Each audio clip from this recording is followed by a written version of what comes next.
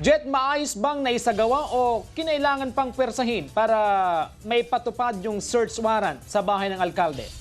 CJ, halos isang oras ding pinalibutan ng otoridad yung bahay ni Mayor Balolong sa Orbistondo, Pangasinan. Sa katunayan, may go signal na nga ang krame na gawin ng force entry. Pero kalaunan, nakipag-ugnayan din ang alkalde kaya maayos na nakapasok ang searching team. Mag-aalas 8 na ng umaga nang mapasok ng otoridad ang bahay ng mag-asawang Mayor Ernesto at Municipal Councilor Mirla Balolong sa Orbistondo, Pangasinan. Kusang inilabas ng alkalde ang mga pagmamay-ari nitong 14 na baril.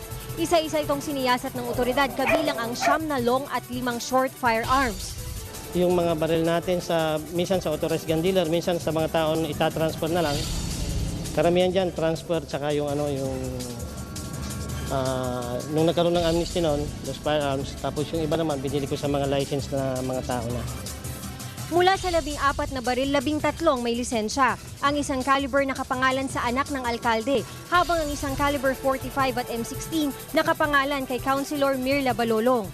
Kami-kami lang naiiwan dito ng mga bata at isang kasama namin. Siguro naman kung yung maliit lang o yung maiksi lang, palagay ko parang walang kalaban-laban naman yun, just in case lang. Isa-isa rin kinapkapan ng mga tao sa loob ng bahay. Kalaunay isinagawa ng paghalughog sa ikalawang palapag at bodega ng gusali. Sa kwarto ng mag-asawa nakita ng otoridad ang higit 50 magasin, halos 700 mga bala at higit 300 basyo ng iba't ibang kalibre ng baril.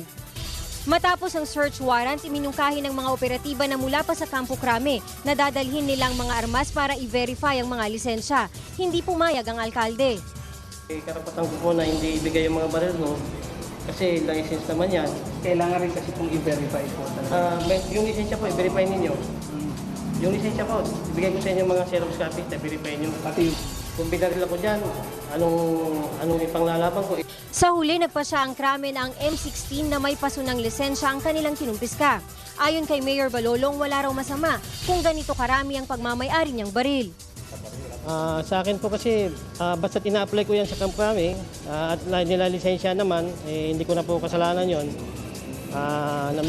Marami naman dyan na talagang maraming lisensyado na.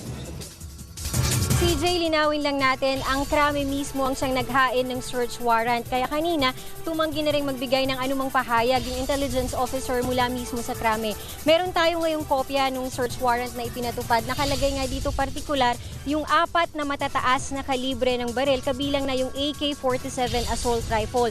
Pero lahat ng 4 na ito, hindi ito natagpuan sa loob ng bahay ng alkalde. Yung natagpuan na 14 na baril, may mga lisensya na verify na rin, pero ang patuloy pang bine-verify hanggang ngayon, yung M16 na expired na yung license noong pang September 2008. Ngayon naman, CJ, nakatakda sana nating makapanayam ang OIC Provincial Director ng Pangasinan Police Provincial Office, pero hindi ito nakarating. Linawin lang natin, CJ, wala pang anumang kasong naisampa laban na rin sa alkalde at sa asawa nito. Yan muna ang latest.